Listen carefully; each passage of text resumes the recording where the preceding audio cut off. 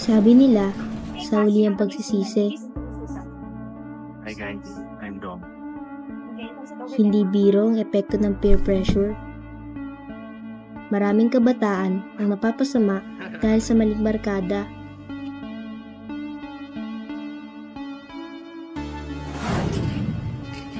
Sa simula, masarap ang feeling na may kaibigan ka. Pero pag sa maling grupo, dun ka masisira. Uy! Jom! Halika! Lumayo ka.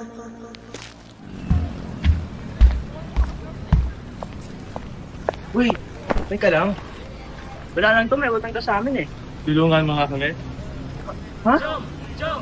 Siyempre, hindi naman madaling umayaw sa mga taong nagpaparamdam ng kanilang aruga sa'yo.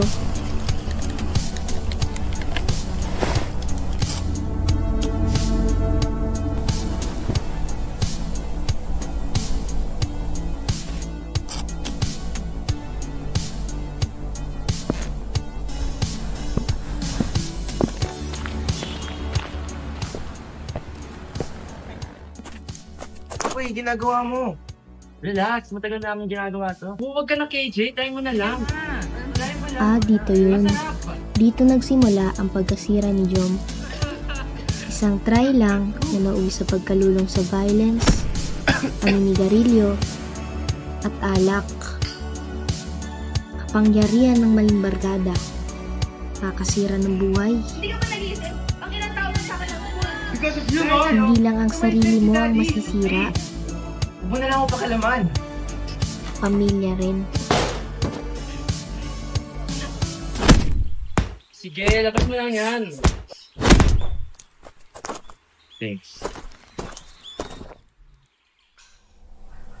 Miss, busy ka ba dito? Kapag nasanay ka sa karahasan, Bigyan mo muna wallet mo. mas madali kang mahikayat sa robbery at pananakit. Kailangan nyo na.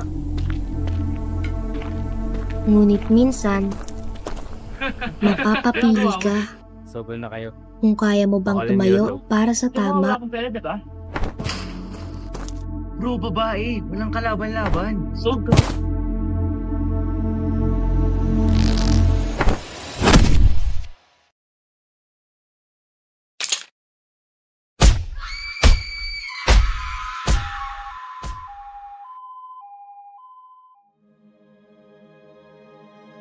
Sabi nila, sa huli ang pagsisisi.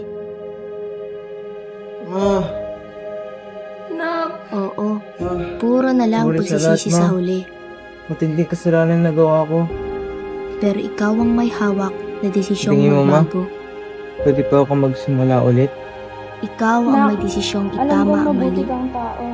Mahirap, pero alam kong kaya mo. Ako nga pala si Jo. Joe at ito ang istorya ko. Kung may pagkakataon kang umiwas sa mali, gawin mo. Hindi mo kailangan maranasan ang pinagdaanan ko.